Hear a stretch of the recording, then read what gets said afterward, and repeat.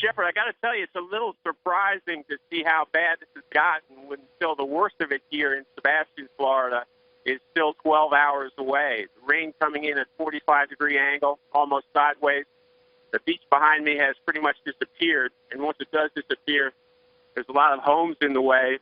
There's 1.5 million people in this state who've been told that they have to evacuate, and a lot of them are taking that very seriously on the move.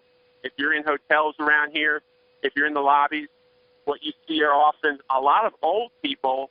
You see walkers, oxygen tanks, wheelchairs, and people are scared. They have to leave, and they're going where they can. I saw a woman at the front desk in the Best Western who was afraid she was on the first floor. She wanted to be on the third floor because she thinks the first floor might be underwater by the end of the night. There's also been a real stoicism here.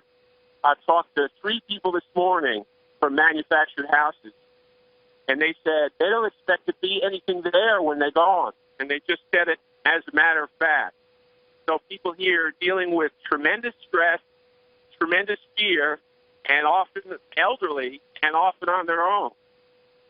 So a real stressful situation for the next 12 hours. And we're hearing these things about evacuate, evacuate, evacuate. At this point, you know, it's hard to stand up on the beach. The rain has kicked up, the wind has kicked up, and for someone to drive in this, it's going to be very difficult. This morning there were 3-hour lines at Home Depot, people boarding up what they can, and everything that you need right now, bottled water, gasoline, all tough to come by. It's a scary time right now. Yes, Steve, I was wondering if they are prepared for this reality that we really haven't heard about before. Hurricane Andrew came through in about 4 hours. It was moving at about 30 miles an hour. It was in and out. Hurricane Katrina moved in at about half that speed. Not this one. This one they're predicting in the area where it actually comes ashore, and they think that'll be around 3 o'clock in the morning. So Friday morning at 3 o'clock. Saturday morning at 3 o'clock, it's still hurricane force winds. Sunday morning at 3 o'clock, it's still hurricane force winds. And it's Monday afternoon before hurricane force winds subside. 60 hours of hurricane force winds. How are they going to have emergency workers in that sort of condition?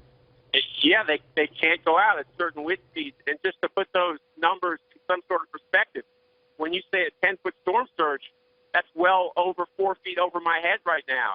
And if it does hit here at 3 in the morning, as possible, with 120, 130 mile an hour winds, all these trees that I'm looking at, all these roofs that I'm looking at will be gone. So the governor has warned this is the potential for a catastrophe. He's opening more shelters. He's activating more National Guard. He's asking for help from the federal government. He wants generators, tarps, water, food.